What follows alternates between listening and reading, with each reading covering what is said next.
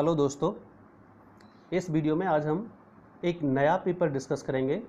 BSc और BSc BEd second year में एक पेपर चलता है molecular biology.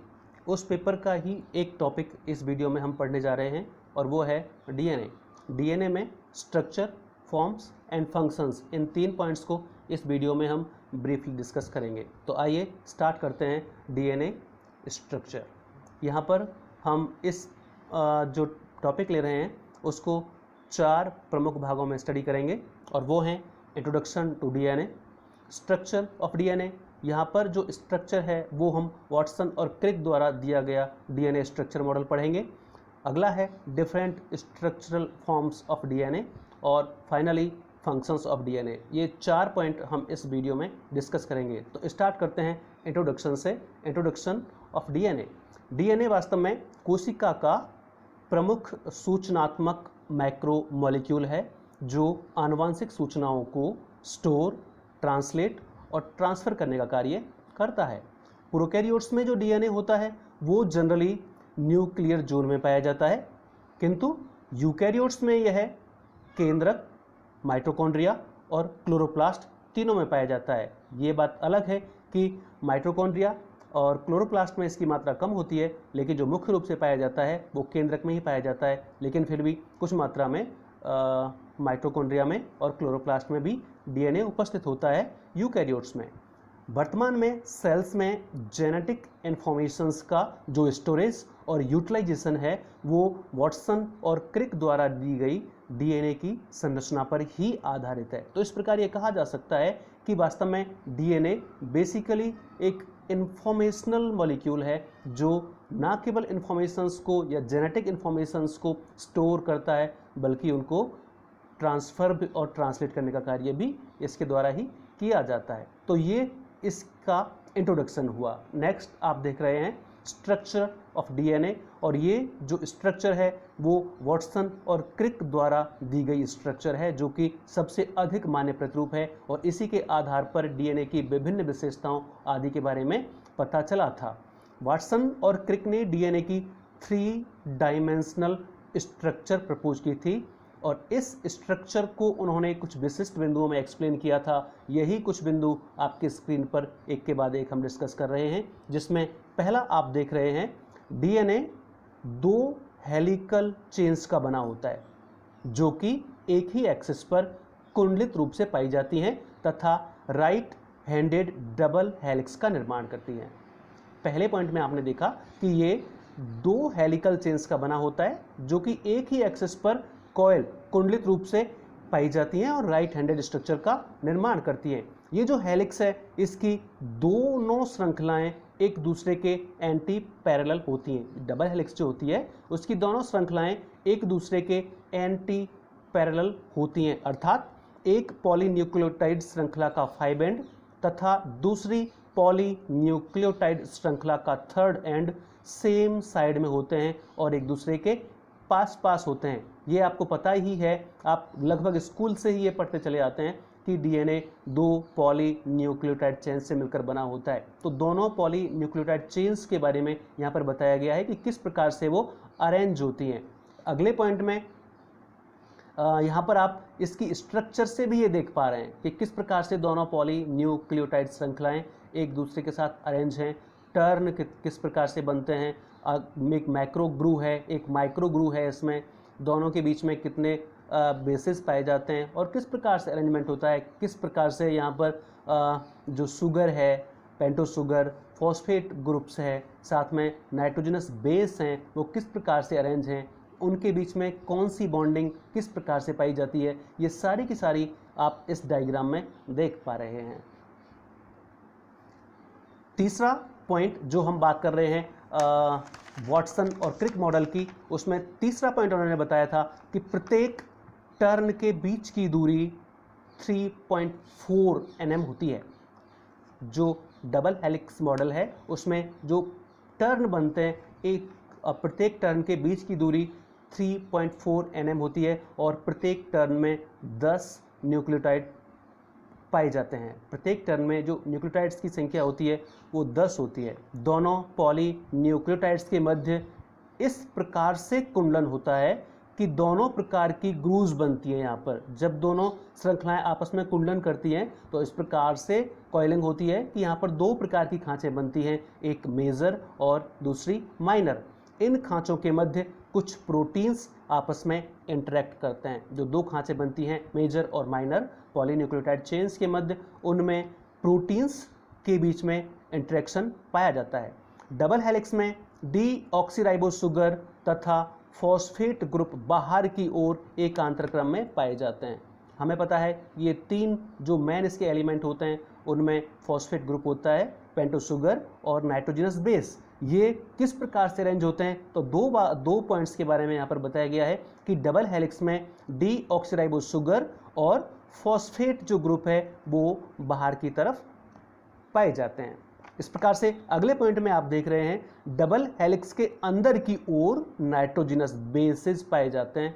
Nitrogenous bases purines और पिरिमिडिन्स, दो प्रकार के नाइट्रोजनस बेसेस होते हैं, एक प्यूरिन्स होते हैं तो दूसरे पिरिमिडिन्स। ये मध्य में पाए जाते हैं जो डीएनए डबल हेलिक्स को स्थिरता प्रदान करने का कार्य करते हैं ताकि दोनों जो श्रृंखलाएं हैं वो स्थिर रह सकें। ये कार्य नाइट्रोजनस बेस के द्वारा संपन्न किया जाता है। साथ में प्यूरिन्स और पिरिमिडिन्स के मध्य ये जो दो प्रकार के नाइट्रोजनस बेस पाए जाते हैं, प्यूरिन्स एंड पिरिमिडिन्स, इन दोनों के मध्य हाइड्रोजन बॉन्ड पाए जाते हैं और ये हाइड्रोजन बॉन्ड भी डबल हेलिक्स को स्थिर रखने का कार्य करते हैं। अर्थात डबल हेलिक्स को स्थिर रखने में हाइड्रोजन बॉन्डिंग भी सहायक होती है जो कि नाइट्रोजनस बेसिस के मध्य पाई जाती है। एक विशिष्ट प्यूरिन एक विशिष्ट पायरिमिडीन क्षारक से ही हाइड्रोजन बॉन्ड द्वारा पेयरिंग करता है। हमें पता है कि जो प्यूरिन्स और पायरिमिडीन्स के मध्य जो पेयरिंग होती है वो स्पेसिफिक होती है, अर्थात एक पर्टिकुलर प्यूरिन एक पर्टिकुलर पायरिमिडीन के साथ ही हाइड्रोजन बॉन्ड द्वारा पेयरिंग करता है। यहाँ पर ए के साथ टी अर्थात एडिनिन के साथ थाइमिन और जी के साथ सी यानी ग्वानिन के साथ साइटोसिन क्षारक आपस में हाइड्रोजन बॉन्ड द्वारा पेयरिंग करते हैं। जो एडिनिन है वो थाइमिन के साथ डबल हाइड्रोजन बॉन्ड द्वारा और जो ग्वानिन है वो साइटोसिन के साथ ट्रिपल हाइड्रोजन बॉन्ड द्वारा पेयरिंग करता है। तो इस प्रकार से यहाँ पर दोनों प्रकार के जो क्षारक हैं उनकी पेयरिंग किस प्रकार से होती है ये बताया गया है कि कौन सा प्यूरिन किस पायरिमिडीन के साथ कितने हाइड्रोजन बॉन्ड द्वारा आपस में जुड़ता है। अगले पॉइंट में आप देख रहे हैं कि एडिनिन और थाइमिन तथा गुआनिन और साइटोसिन जो बेस पेयर्स को कॉम्प्लीमेंट्री बेस पेयर्स भी कहा जाता है।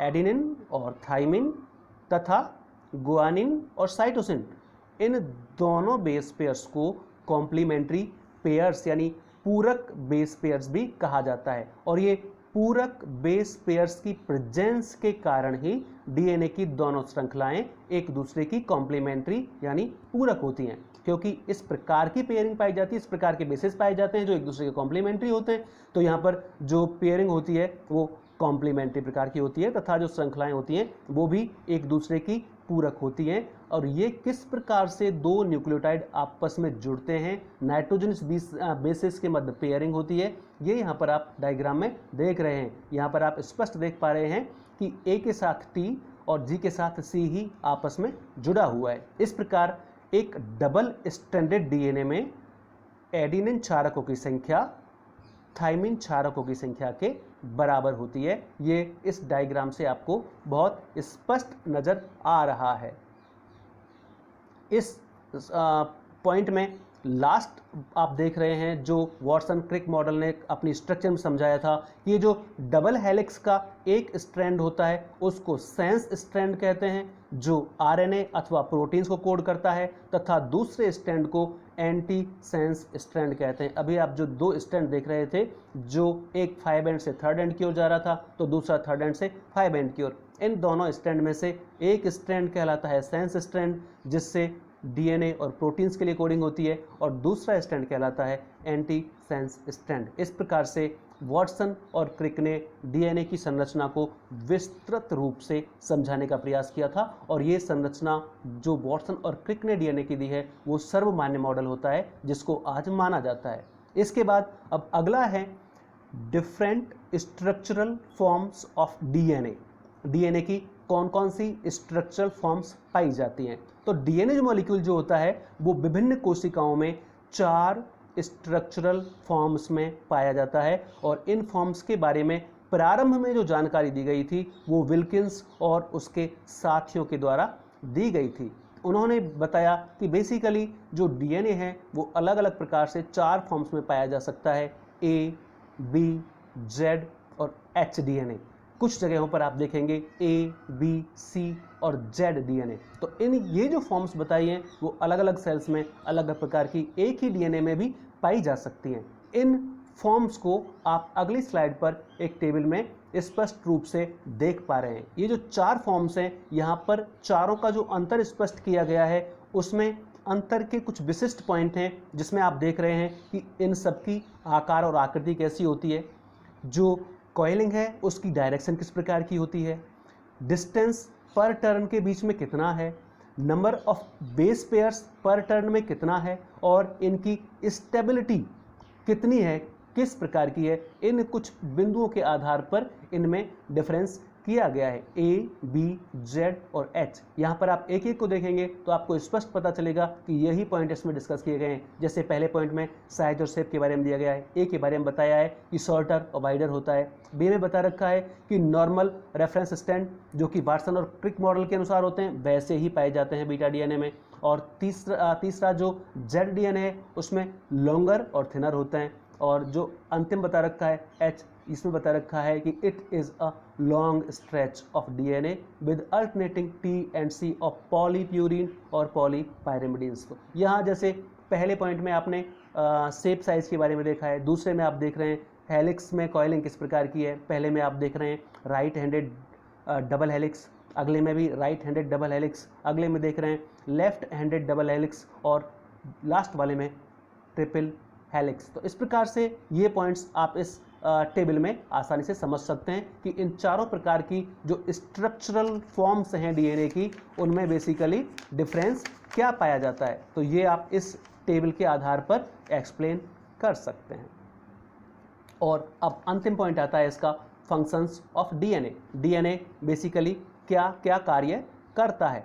तो डीएनए में क्षारकों के अनुक्रम से इंफॉर्मेशनल सिग्नल्स बनते हैं जिन्हें जेनेटिक मटेरियल कहा जाता है। हमें पता है, स्टार्टिंग मैंने आपको बताया था कि ये एक इंफॉर्मेशनल मॉलिक्यूल है जो जेनेटिक इंफॉर्मेशंस को स्टोर करता है और ट्रांसफ़र भी करता है वन जनरेशन टू अनदर। इस प्रकार से तो डीएनए में जो बेस सीक्वेंस पाए जाते हैं, स्पेसिफिक बेस सीक्वेंस पाए जाते हैं, उनसे इंफॉर्मेशनल सिग्नल्स बनते हैं जिन्हें जेनेटिक मटेरियल कहते हैं।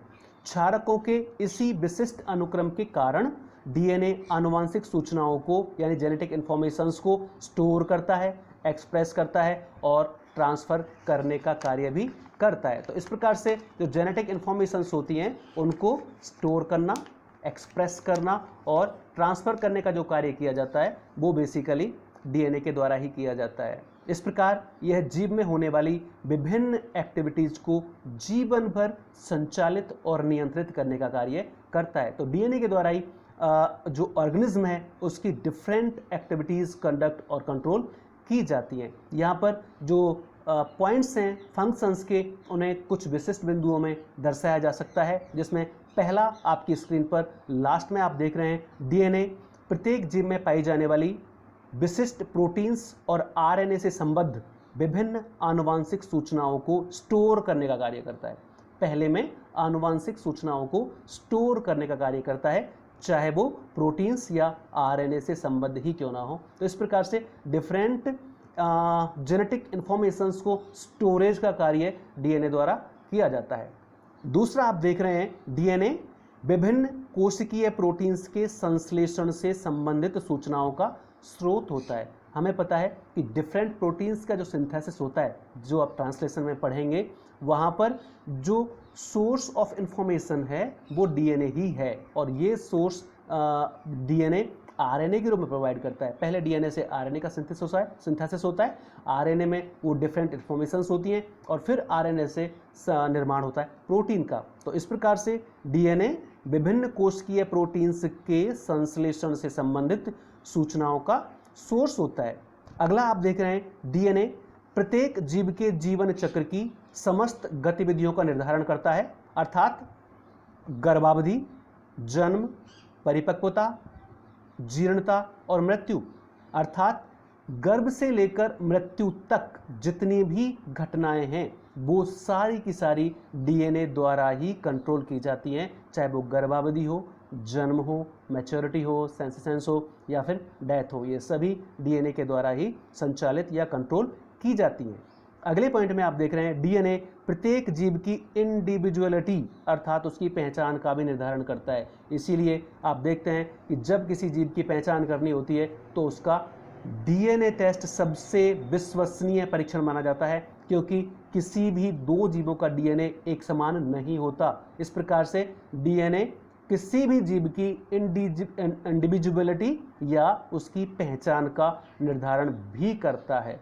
और अगला पॉइंट आप देख रहे हैं, इसके द्वारा एक पीढ़ी से दूसरी पीढ़ी में जेनेटिक मटेरियल मेंटेन रहता है, क्योंकि जब सेल डिवीजन होता है तो डॉटर सेल्स जो बनती हैं उनके बनने के दौरान डीएनए रेप्लिकेट हो जाता है और इसकी जो मात्रा है वो मेंटेन रहती है एक जनरेशन से दूसरे जनरेशन में। इसका मतलब इसके द्वारा एक पीढ़ी से दूसरी पीढ़ी में जेनेटिक मटेरियल मेंटेन बना रहता है। तो इस प्रकार से ये डीएनए के कुछ प्रमुख कार्य हुए। तो इस पूरे वीडियो में आपने डीएनए के कुछ विशिष्ट पॉइंट की स्टडी की है, जिसमें आपने उसका इंट्रोडक्शन देखा कि डीएनए क्या होता है। इसके बाद हमने डीएनए की स्ट्रक्चर देखी, लेकिन डीएनए की स्ट्रक्चर हमने सिर्फ वो यहाँ पर पढ़ी है जो वाटसन और क्रिक के द्वारा दी गई थी। इसके बाद हमने डीएनए की डिफरेंट स्ट्रक्चरल फॉर्म्स, जिसमें ए, बी, जेड और एच, 4 फॉर्म्स के बारे में स्टडी की, उनमें क्या डिफरेंस है वो एक टेबल के माध्यम से आपको समझाने का प्रयास किया, और अंत में डीएनए के प्रमुख कार्य क्या होते हैं ये बताया। ये मॉलिक्यूलर बायोलॉजी में हमने पहला टॉपिक डिस्कस किया है। आप इस वीडियो को एक बार वापस से देखें और समझने का प्रयास करें, तो ये निश्चित रूप से आपको समझ में आएगा। अगर कहीं आपको कोई इसमें शंका या कहीं प्रॉब्लम आए तो आप मुझसे कांटेक्ट कर सकते हैं। Thank you.